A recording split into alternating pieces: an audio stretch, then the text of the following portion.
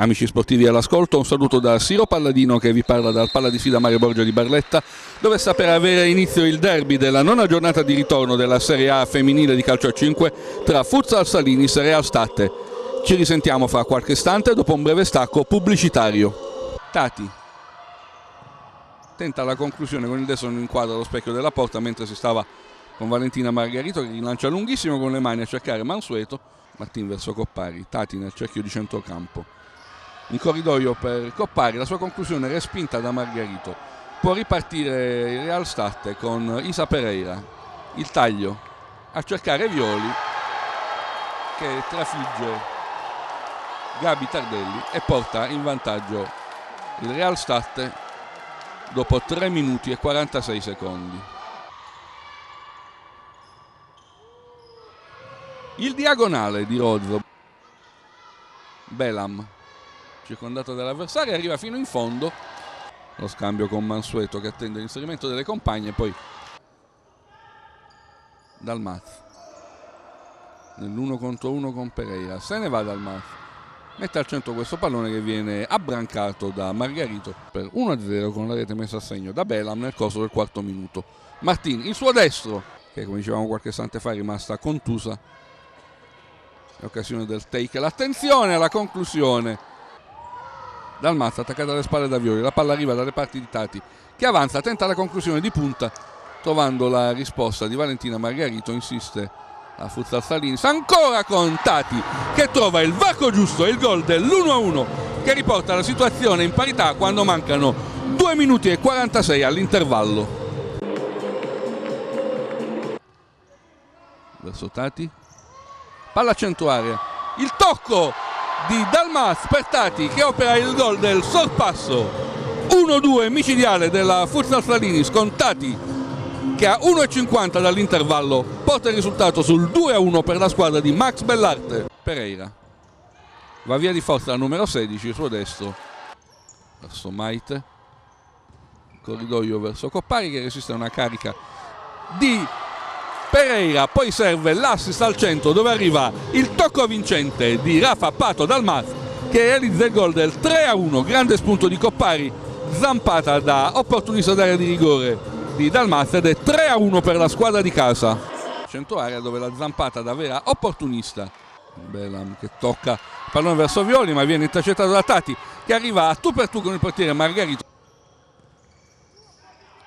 Pato Dalmaz, il gol del 3-1, la sua sponda per Tati ed è 4-1 come nel primo tempo, la sponda di Tati, la sponda di Dalmaz per la conclusione di Tati ed è 4-1.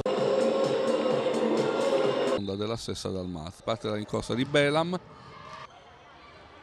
con grande disinvoltura, riesce a servire Rozzo che si presenta tu per tu con il portiere e lo infila con il gol del 5-1, splendido gol di Natalia Rozzo al 7° minuto della ripresa. Futsal Salinis 5, Real State 1.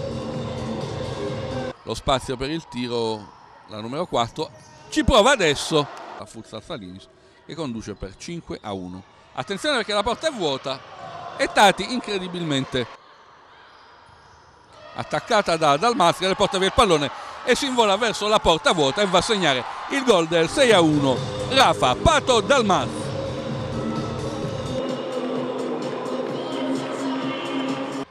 Di Tati, la conclusione di Violi viene comunque ribattuta. Attenzione poi a questa conclusione di Marangione che viene sfiorata da Coppari mettendo fuori causa Gabi Tardelli, gol numero 2 per lo State.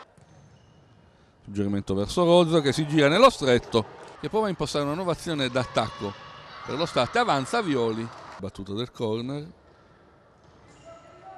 palla che attraversa tutta l'area, arriva la conclusione in acrobazia da parte di Valentina Siclari e non c'è tempo per quest'ultima battuta a rete. La gara finisce dunque con la vittoria della Futsal Salinis per 6-2. Bea Martino, una delle grandi protagoniste di questo derby per la Futsal Salinis, era l'occasione per riscattarsi dopo la delusione della Coppa Italia. Direi che ci siete riusciti alla grande.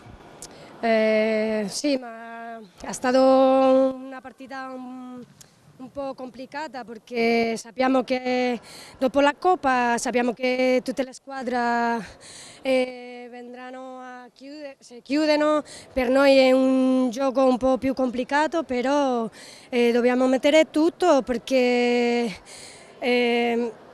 la Coppa ha fatto tanto male che adesso dobbiamo andare avanti e bruciare tutto lo che abbiamo e andare a per lo scudetto che penso che è una cosa che ci vuole tutta la squadra, no? Perché dopo, come ti dico, di questa Coppa che abbiamo fatto è una cosa che abbiamo tutte e dobbiamo farlo tutto molto meglio e ogni giorno anche migliorare. È quello che ti posso dire. Bea, tu sei una delle molte ex di questo match, che significato aveva per te questa partita in particolare?